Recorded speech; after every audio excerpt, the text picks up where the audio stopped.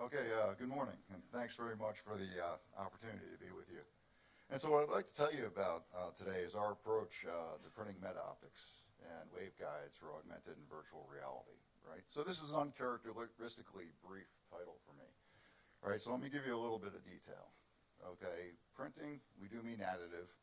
We're using a variation of nanoimprint lithography with nanoparticle dispersion inks to be our additive approach. Okay, in terms of the metaoptics, we're going to end up with an all-inorganic optic, right? So there aren't any polymers in the system, and so it's important for reasons of performance and durability. Okay, and so AR, VR, in optics at this conference, right? And I kind of thought when I looked at the program here that, you know, it's a little bit like the old Monty Python sketches, right? And now for something entirely different, right? But it really isn't all that different. We've seen some nice talks on additive manufacturing, 3D printing from lithos and others to make all inorganic structures, inkjet printing, right? But due to the physics of metaoptics, ours are necessarily a little bit different. And I just want to point out the structures of the metaoptics.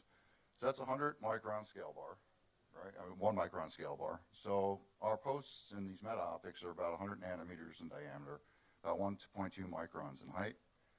Right? These are polarization-controlled metaoptics, again, a 5 micron scale bar. So very, very small features. And what you're seeing to the right are metalenses, AR, VR, waveguides, and the manufacturing platforms that we use. And so in the hopes of hanging on to some of you, right, if you're not interested in optics, another way I could characterize the presentation, right, is how do we do high throughput additive manufacturing with sub-100 nanometer resolution, right? And so you can think about kind of the tech as we go through the optics, and maybe it's relevant to what you're trying to accomplish. And all the way on the left, I'm showing you titania for optics. We also do zirconia and hafnia. In the center are some energy applications. That's lithium manganese oxides for electrodes in three-dimensional microbatteries, porous carbons for energy storage, and silicon carbide all the way to the right on ceramics. Okay, so back to the optics piece. And the first question you might ask is, what's new in optics, right? And if you asked that question 15 years ago, the answer would have been, not much, right? Telescopes still look like what Galileo was using. Our glasses still look like what Ben Franklin was using.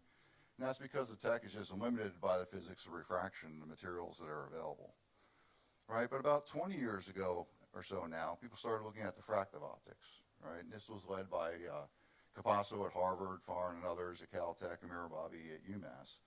And it's a different way of manipulating light. And what you're using here is meta-atoms, right? So these are high aspect ratio structures of high refractive index.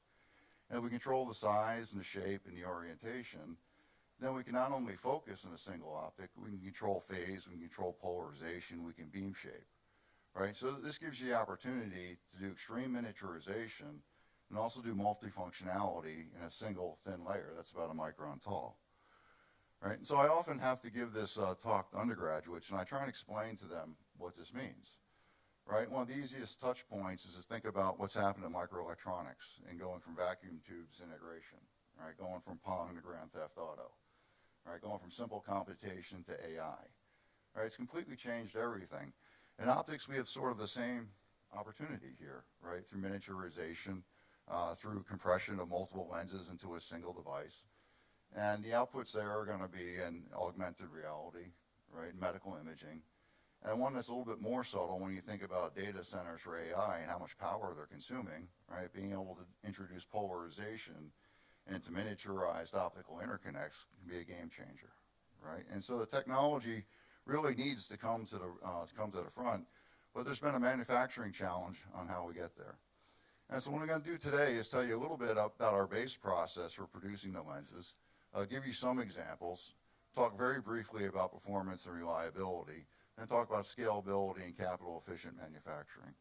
But when I'm talking about scalability, right, you'll see this if you stay with me all the way through the talk, but just to give you a sense, we're on full wafer platforms on commercial tools. We can get about 2,000 4mm lenses on a 300mm wafer. There's about 3 minutes of imprint cycles per wafer, which means in the course of this talk, I can produce about 14,000 lenses, right? That's not too bad, and that's on a single tool, on a very inexpensive platform. And so that's a little bit different than a semiconductor manufacturing platform where your fab is going to cost you tens of billions of dollars, right? So there really are some advantages.